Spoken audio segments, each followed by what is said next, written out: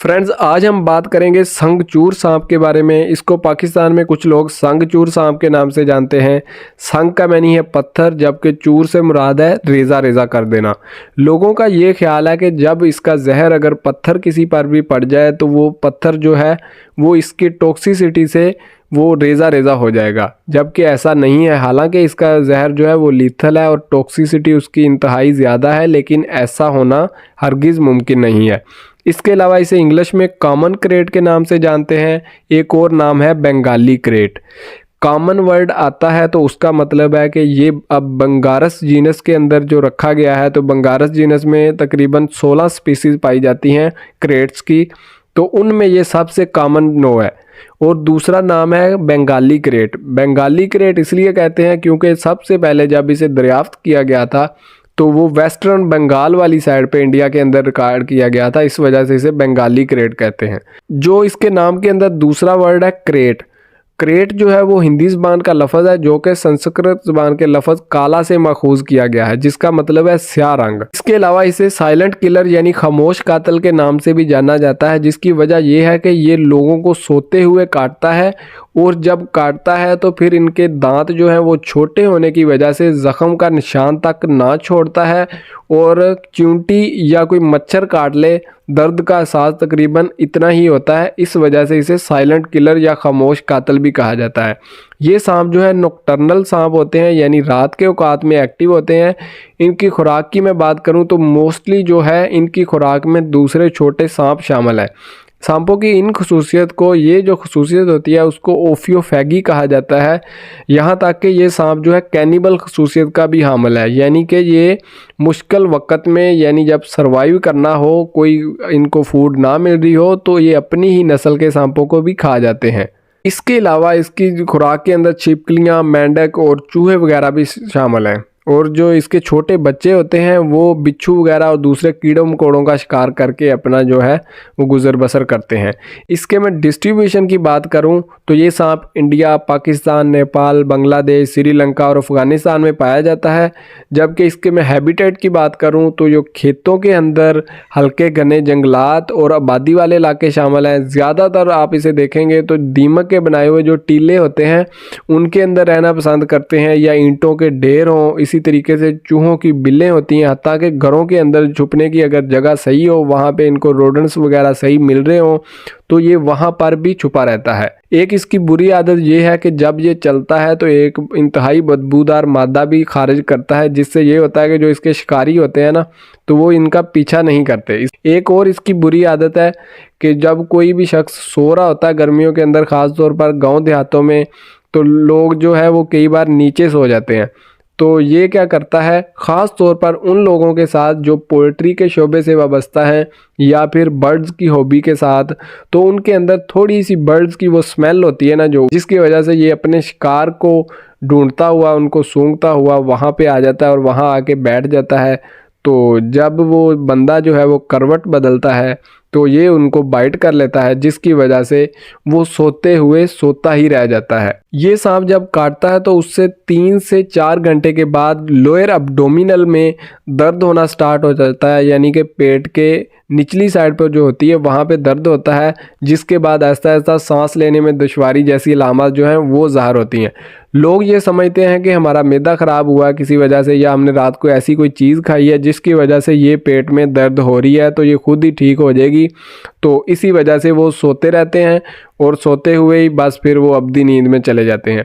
ये सांप जो है जब ख़तरा फील करता है तो अपने जिस्म को गोल कर लेता है और अपने सर को बलों के अंदर छुपा लेता है। और इसी तरीके से अगर कोई ज़्यादा थ्रेट फील कर रहा हो तो फिर सीटी की आवाज़ भी कई बार निकालता है, नहीं तो कई बार खामोश रहता है। और क्या करता है, अपनी जो दुम है उसको बार बार हिलाता रहता है और मुंह से बार बार हमला करता है। जल्दी तो नहीं काटता, लेकिन अगर काट ले तो फिर जल्दी अपने मुंह को पीछे नहीं हटाता, एक ही जगह पे दबा के रखता है, जिसकी वजह से ये होता है कि बॉडी के अंदर वेनम जो है वो ज़्यादा मिकदार में इंजेक्ट हो जाता है, जिसकी वजह से मौत जो है वो थोड़ी जल्दी होने के खदशात होते हैं। तो ये जब काटता है तो एक बार काटने के दौरान तकरीबन 10 मिलीग्राम वेनम जो है इंजेक्ट कर देता है, जबकि इसकी जो लीथल डोज़ है, यानी इंसानों के लिए मोहलक डोज़ की मैं बात करूं तो वो 2 मिलीग्राम से लेकर 3 मिलीग्राम है। इंडिया के अंदर मैं बात करूं तो ये दूसरा ऐसा सांप है जो कि सबसे ज़्यादा लोगों की जो डेथ है उनका सबब बनता है, जबकि बांग्लादेश में इसके काटने की शरह तकरीबन 28% है। इस सांप के अंदर हम देखें तो न्यूरोटॉक्सिन नाम का जहर पाया जाता है जो कि असाब यानी पट्ठों को मफलूज कर देता है। इसके अलावा इसके जहर के अंदर ऐसा मादा पाया जाता है जो असाबी खलियों को एक दूसरे को पैगाम पहुंचाने के अमल को मुनक़ते कर देता है। गर्मियों के अंदर ख़ास तौर पर मानसून के सीज़न में, बारिशों के सीज़न में इनकी क्योंकि बिलों के अंदर पानी वगैरह भर जाता है, जिसकी वजह से ये गर्माहट हासिल करने के लिए घरों के अंदर छुप जाते हैं, जिसकी वजह से ये इंसिडेंट हो जाते हैं और लोग जो है इसकी बाइट का शिकार हो जाते हैं। इसलिए मैं बेहतरीन आपको तरीका बताऊं तो जब भी सोएं, ख़ास तौर पर देहातों वाले जो लोग हैं उनको चाहिए कि जो आजकल जिप वाली मच्छरदानी आ रही है ना, उसको आप लाजमी जो है ना वो लगा के सोया करें। और इसके अलावा आप रात में जब उठते हैं तो हमेशा जूते वगैरह पहने, तब भी किसी लाइट के साथ पहले उसको देखें। इस सांप की मैं रंगत की बात करूं तो आमतौर पर स्याह या नीलाहट माइल यानी ब्लू कलर का, ब्लूइश सा होता है, थोड़ा सा शेड दे रहा होता है ब्लू कलर का, जिस पर तकरीबन 40 सफ़ेद रंग की आड़ी यानी तिरछी पट्टियां होती हैं जो कि सर वाली साइड पर कम होती हैं, और जैसे जैसे हम दुम की तरफ जाते हैं तो वो आहिस्ता आहिस्ता जो है वो थोड़ी सी बढ़ती जाती हैं। इसके अलावा ये मुकम्मल सफ़ेद यानी कि अल्बाइनो रंग के भी रिकॉर्ड किए गए हैं, लेकिन ऐसा जो है अल्बाइनो सांप जो होते हैं वाइट कलर के टोटली वो बहुत ही कम होते हैं। वो बाकी सांप भी होते हैं, सिर्फ यही नहीं, लेकिन बहुत ही कम होते हैं। ये जो इसके औसाफ हैं यानी बॉडी पर जो पट्टियाँ वगैरह बनी होती हैं वो जब छोटा सांप होता है, नौजवान सांप होता है, तो उस पर ज़्यादा वाज़ेह हमें नज़र आती हैं। और आमतौर पर जो दो आड़ी पट्टियाँ होती हैं ना वो आपस में मिली हुई होती हैं, ऊपर से थोड़ी सी अलग होती हैं, और जैसे ही साइडें आती हैं जिस्म की तो वहाँ पे जाके वो आपस में टच कर रही होती हैं। अच्छा, कॉमन क्रेड की मैं औसतन लंबाई की बात करूं तो वो 3 से लेकर 4 फीट तक होती है, जबकि हद लंबाई जो है वो अभी तक 5 फीट 9 इंच तक रिकॉर्ड की गई है।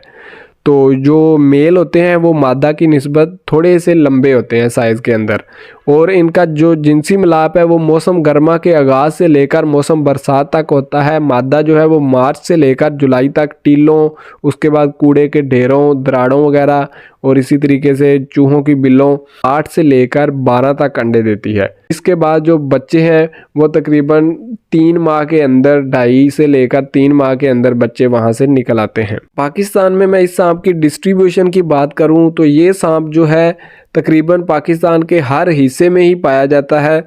नॉर्मली तो जो है वो 1600 मीटर की बुलंदी तक पाया जाता है, लेकिन ये मोस्टली हमने पाकिस्तान के 90% हिस्से से इसे रिकॉर्ड किया है। उनमें से मैं कुछ अज़ला आपके सामने रखता हूँ। पाकिस्तान में मुजफ्फरगढ़, पूंछ, बक्कर, मीरपुर, रावलाकोट, डेरा इस्माइल खान, मंडी बहाउद्दीन, मियांवाली, अटक, गुजरात, बन्नू, और अब ये जो है इतने मैंने बता दिए हैं। बाकी आप बताएं कि आपके इलाके में ये पाया जाता है कि नहीं, और आप इसे किस नाम के साथ जानते हैं, मुझे कमेंट सेक्शन में बताएं। मैं मिलता हूँ किसी नेक्स्ट सांप की इन्फॉर्मेशन के साथ नेक्स्ट वीडियो में। Thanks for watching. अल्लाह हाफिज़।